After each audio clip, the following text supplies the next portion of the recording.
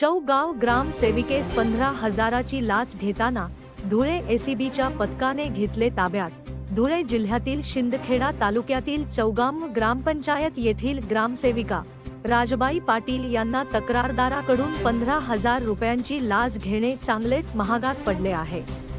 तक्रारदाराकडून 15,000 रुपयांची लाचेची मागणी केली असता लाचेची रक्कम स्वीकारताना त्यांना रंगेहात पकडण्यात आले आहे। या प्रकरणी शिंदखेडा पोलीस ठाण्यात त्यांचे विरुद्ध गुन्हा दाखल झाला आहे।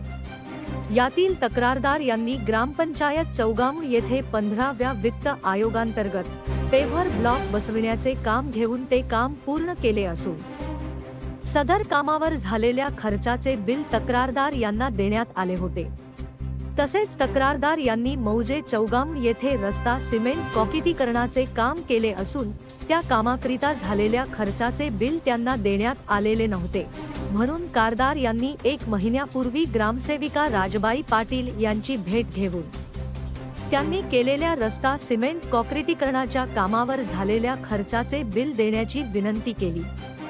ग्रामसेविका राजबाई पाटील यांनी तक्रारदार यांच्याकडे रस्ता कॉन्क्रिटीकरणावर झालेल्या खर्चाचे बिल काढण्याकरिता तसेच तक्रारदार यांनी यापूर्वी केलेल्या पेव्हर ब्लॉकच्या कामाचे बिल काढून दिल्याचे मोबदल्या तक्रारदार यांच्याकडे 25,000 रुपये लाचेची मागणी केल्याने तक्रारदार यांनी याबाबत धुळे लाचलुचपत प्रतिबंधक विभागाकडे तक्रार दिल्यानंतर या तक्रारीच्या पडताळणी अंती ग्रामसेविका राजबाई पाटील यांनी तक्रारदार यांच्याकडे तडजोडीअंती 15,000 रुपये लाच स्वीकारण्याचे मान्य केले व तक्रारदाराकडून 15,000 रुपये लाचेची रक्कम त्यांचे शिंदखेडा येथील राहते घरी स्वतः स्वीकारताना ग्रामसेविका राजबाई पाटील यांना रंगेहात पकडण्यात आले असून त्यांचे विरुद्ध शिंदखेडा पोलीस ठाण्यात भ्रष्टाचार प्रतिबंध कलमान्वये गुन्हा दाखल करण्यात आला आहे, अशी माहिती पोलीस उपाधीक्षक अभिषेक पाटील यांनी माध्यमांशी बोलताना दिली आहे।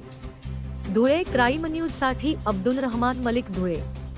यातील तक्रारदार जे आहेत ते कंत्राटदार आहेत। त्यांनी 15व्या वित्त आयोगाअंतर्गत प्राप्त झालेल्या निधीमधून ग्रामपंचायत चौगाव या ठिकाणी पेव्हर ब्लॉक तसेच रस्त्यांची काही कामं केली होती आणि या कामांचे जे काही देयक होतं ते धनादेशाद्वारे अदा करण्यासाठी ज्या चौगाव तालुका शिंदखेडा जिल्हा धुळे येथील ज्या ग्रामसेविका आहेत राजबाई पाटील यांनी त्यांच्याकडे एकूण 25,000 रुपये लाचेची मागणी केली होती।